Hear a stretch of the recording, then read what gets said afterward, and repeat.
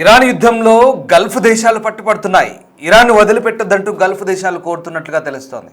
ఇరాన్ను పూర్తిగా దెబ్బతీయాలని డిమాండ్ చేస్తున్నట్టుగా తెలుస్తోంది. ఇరాన్ భవిష్యత్తులోనూ తమకు ఇబ్బందేనని గల్ఫ్ దేశాలు భావిస్తున్నాయి. అందుకే ఆ ముప్పును తొలగించుకునేందుకు యుద్ధం కొనసాగించాలంటూ ట్రంప్ను కోరుతున్నట్టుగా తెలుస్తోంది. ముఖ్యంగా Saudi prince Mohammed bin Salman Gulf దేశాల సూచనను ట్రంప్ పట్టించుకోవడం లేదు. యుద్ధం ఆపాలంటూ ట్రంప్పై తీవ్ర ఒత్తిడి తెచ్చారు. నెమ్మదిగా యుద్ధం ఆపాలంటూ ట్రంప్ చూస్తున్నారు. ఇక ఇరాన్ రెజిమీ వ్యవస్థను పూర్తిగా దెబ్బతీయాలని గల్ఫ్ దేశాలు భావిస్తున్నాయి. ఇరాన్లో రెజిమ్ పాలన ఉంటే తమకు దీర్ఘకాలిక ముప్పేనంటూ గల్ఫ్ దేశాలు అంటున్నాయి. అలాగే హర్ముజ్ జలసంధిపై ఇరాన్ పట్టు కోల్పోయేలా చేయాలంటూ గల్ఫ్ దేశాలు భావిస్తున్నాయి.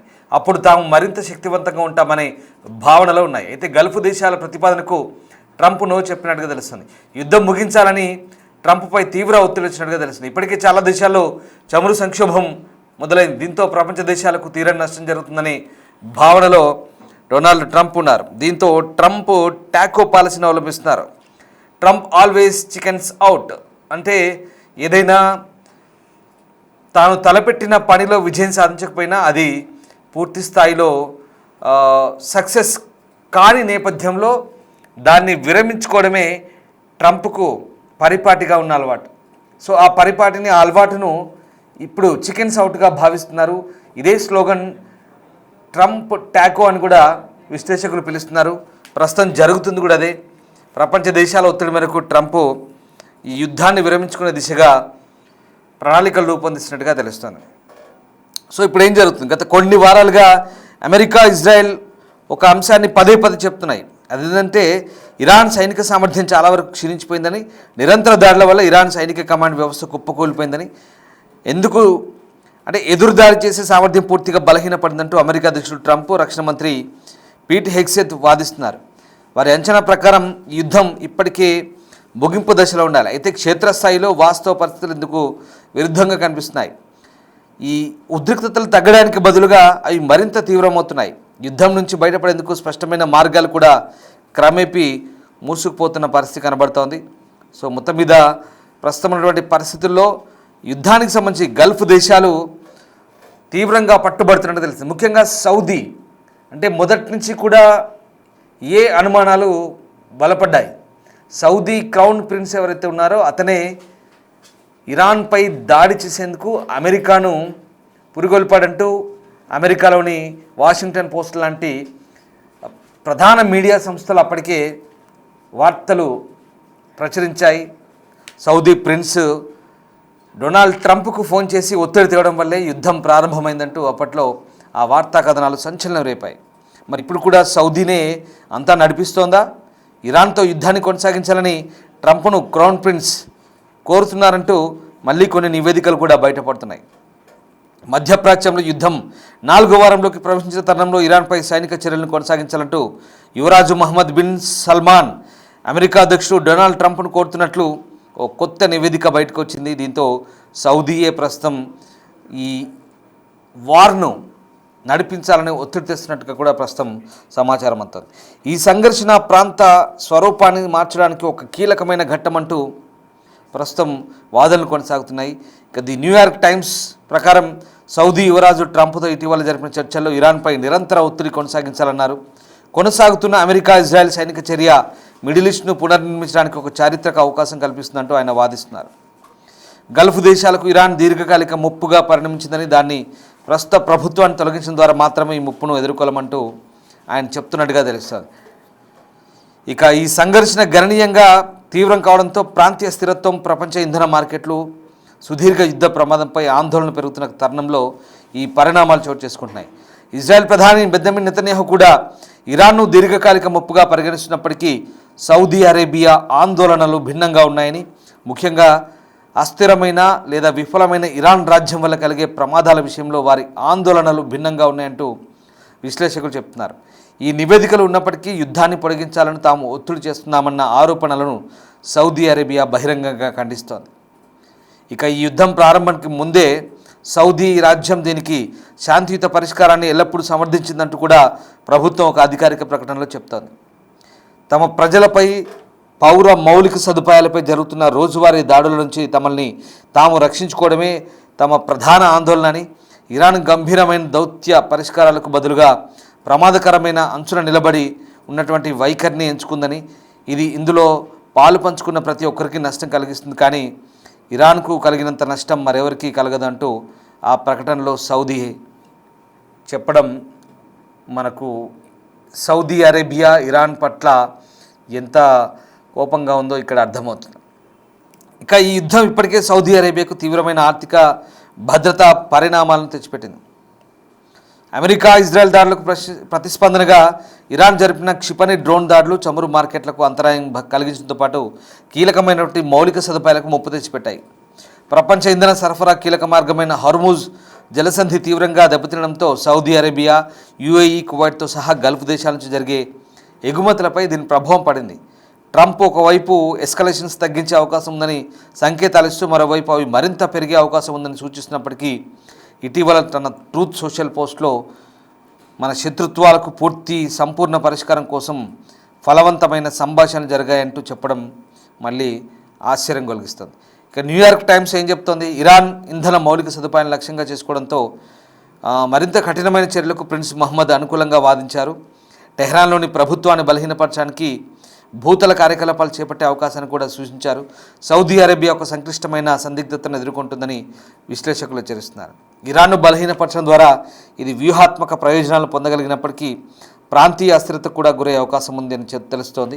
సో 2019లో సౌదీ చమురు కేంద్రాలపై జరిగిన దాడితో సహా గతంలో జరిగిన దాడులు, ఇరాన్ ప్రతీకార చర్యలకు ఆ రాజ్యం ఎంతగా దాడులకు గురవుతుందో స్పష్టం చేస్తుంది. ఇట్లా ఈ సంఘర్షణ కొనసాగుతూ సౌదీ యొక్క విస్తృత ఆర్థిక ఆశయాలు, ముఖ్యంగా దాని విజన్ 2030 అనేది ప్రణాళిక కూడా ప్రమాదంలో పడే అవకాశం ఉన్నట్టుగా తెలుస్తుంది. ఇక దేశం ప్రధాన ఆర్థిక సంస్కరణ చేపడుతున్న తరుణంలో సుదీర్ఘ యుద్ధం పెట్టుబడులను నిరుత్సాహపరిచే అవకాశం కూడా ఉంది. ఇంధన ఎగుమతులకు అంతరాయం కలిగించవచ్చు, ఆర్థిక వనరులపై కూడా భారం మోపే అవకాశం ఉంది.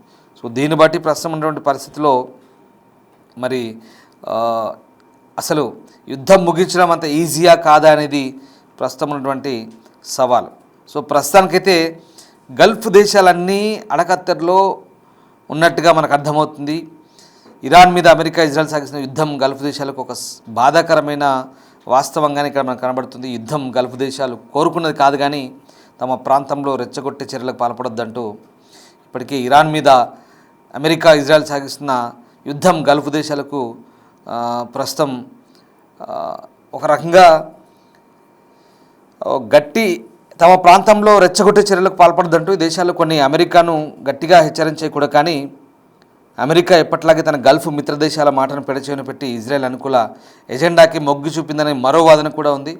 So Gulf cooperation council GCC దేశాలు ప్రస్తుతం అస్థిర స్థితిలోనే ఉన్నాయి. కాబట్టి ఇక ఇప్పుడున్న పరిస్థితుల్లో యుద్ధం ఎలాంటి మలుపు తీసుకుంటుంది అనేది ఇప్పుడు ఆసక్తికరంగా మారుతుంది. అసలు ఇప్పుడున్నటువంటి సిచ్యువేషన్లో మరి యుద్ధం అనేది నిజంగా ప్రపంచ దేశాలను చాలా గందరగోళానికి, ఇబ్బందులకు గురి చేసిన ఈ క్రమంలో వాస్తవానికి ఈ వ్యవహారం అంతా కూడా కొలిక్కి వస్తుందా, ఏం జరగబోతుంది అనేది ఇంకా ఆసక్తికరంగా మారుతుంది. అసలు ఇరాన్తో యుద్ధానికి ముందు ట్రంప్ గల్ఫ్ హెచ్చరికలను విస్మరించారనే వాదన కూడా ఉంది. ఎందుకంటే United Arab Emirates, Qatar, Bahrain వంటి గల్ఫ్ దేశాలు బాధితులుగా మారినాయి ఇక్కడ. దీంతో ప్రస్తుతం ఉన్నటువంటి పరిస్థితుల్లో అసలు ఏం జరుగుతుందనే కోణంలో కూడా అంతర్జాతీయ విశ్లేషకులు ఆలోచించినప్పుడు ప్రధానంగా సౌదీకి ఇరాన్కు చాలా వైరం ఉంది, దశాబ్దాల వైరం ఉంది. ఆ వైరం ఆర్థికపరమైన వైరం ఉంది, సామాజికపరమైన హోదా పరంగా వైరం కొనసాగుతుంది. ఆ వైరం అంతా ఇంత కాదు. ప్రధానంగా షియా కమ్యూనిటీ బలంగా ఉన్నటువంటి దేశంగా ఇరాన్ చెప్తారు, సున్నీ మతస్థులు ఉన్నటువంటి దేశంగా సౌదీ అరేబియా చెప్తారు. అయితే షియాలకి, సున్నీలకి చాలా భేదాభిప్రాయాలు ఉంటాయి. కాబట్టి మతపరమైన విభేదాలు మొదటగా మనం గమనించాలి. ఎప్పటి నుంచో సౌదీ, ఇరాన్ అనేవి పచ్చగడ్డి వేస్తే భగ్గుమన్నట్టుగా ఉంటాయి. ఇద్దరి మధ్య కూడా గతంలో కూడా చాలాసార్లు చోటు చేసుకున్న పరిణామాలు మనం చరిత్ర కనుక చూస్తే ఈ విషయం మనకు అవగతమవుతుంది. ప్రధానంగా ఇక్కడ ఇప్పుడున్న పరిస్థితుల్లో పశ్చిమాసియాలో యుద్ధం అనేది కొన్ని గల్ఫ్ దేశాలు ఏవైతే బాధిత దేశాలుగా మారాయో దాంట్లో సౌదీ కూడా ఒకటి. అసలు యుద్ధం ఇందాక మనం చెప్పుకున్నట్టుగా యుద్ధం మొదలుపెట్టమందే సౌదీ. ఇరాన్లో ఉన్నటువంటి అయతుల్లా అలీ ఖమేనీ పాలన ఆ రెజ్యూమే ఏదైతే ఉందో దాని మొత్తానికి ఇంకా శత్రుశేషం లేకుండా చేయాలి. ఇది సౌదీ చేస్తున్నటువంటి సూచన. ఎలాగో మొదలు పెట్టారు, మొదలు పెడితే దాన్ని అంతం చేయండి, కంప్లీట్గా ఆ శేషం లేకుండా చేయాలి. మళ్ళీ మొదలుపెట్టి మధ్యలో వదిలేస్తే మళ్ళీ అవి జవసత్వాలు పుంజుకొని గల్ఫ్ దేశాలకు ఇబ్బందికరంగా మారచ్చు. ఇరాన్ అనేది నిజంగా కొరకరాని కొయ్య గల్ఫ్ దేశాలకు. వాస్తవానికి ఇరాన్ అనేది ఒక గల్ఫ్ అరబిక్ దేశం కాదు, మళ్ళీ చెప్తాను. ఇరాన్ అనేది ఒక పార్సీ దేశం, అది పర్షియన్లు ఉన్నటువంటి దేశం. మరి అప్పటి పర్షియన్ల పాలన ఉందంటే అది కూడా లేదు. 1979 తర్వాత ఏర్పడినటువంటి ఇస్లామిక్ రిపబ్లిక్ ఆఫ్ ఇరాన్గా అయతుల్లా అలీ ఖమేనీ ఏర్పరిచిన ఒక మత ఛాందసవాద, మత మౌఢ్యులతో కూడినటువంటి ఒక పాలన. ఆ మతం పిచ్చి, ఆ మత మౌఢ్యము, ఆ మత ఛాందసవాదమే ఇప్పుడు ఇరాన్ని ఇదిగో ఈ స్థితిలోకి నెట్టవేయబడింది. మిగతా గల్ఫ్ దేశాలన్నీ కూడా అభివృద్ధి వైపు ప్రయాణించి అవి అభివృద్ధి చెందుతూ మిగతా దేశాలకు సహకరిస్తూ ఆ దేశాలన్నీ ముందుకు పోతుంటే ఒక ఇరాన్ మాత్రమే ఈ రకమైనటువంటి మత ఛాందసవాద వైఖరితో పూర్తిగా ఒక రకమైనటువంటి ఆ పరిపాలన ఏదైతే ఉందో మిగతా దేశాలకు శత్రువుగా పోర్ట్రేట్ అయింది. వాళ్ళు చేసుకున్న వాళ్ళకి చేసుకున్నంత అంటారు కదా, సో అది పరిస్థితి. గల్ఫ్ దేశాలు, మిగతా గల్ఫ్ దేశాలు చూడండి, Kuwait, Bahrain, Saudi, Qatar, Emirates అంటే దుబాయ్, రసల్ ఖైమా కావచ్చు, షార్జా కావచ్చు, దుబాయ్ కావచ్చు, అబుదాబి కావచ్చు, వాళ్ళు బతుకుతున్నారు, మిగతా వాళ్ళందరినీ బతికిస్తున్నారు. అంతెందుకు, మన భారతదేశం నుంచి, భారత్ కాదు మన తెలుగు రాష్ట్రాల నుంచి లక్షలాది మంది, మా ఉత్తర తెలంగాణ నుంచి, దక్షిణ తెలంగాణ నుంచి, అలాగే ఉత్తరాంధ్ర నుంచి, రాయలసీమ నుంచి లక్షలాది మంది ఇవాళ గల్ఫ్ దేశాల్లో Dubai, Qatar, Saudi, Oman, Bahrain, Kuwait ఎంతమంది బతకట్లేదు, అక్కడ వెళ్ళి జీవనోపాధి పొందుతున్నారు, సంపాదిస్తున్నారు.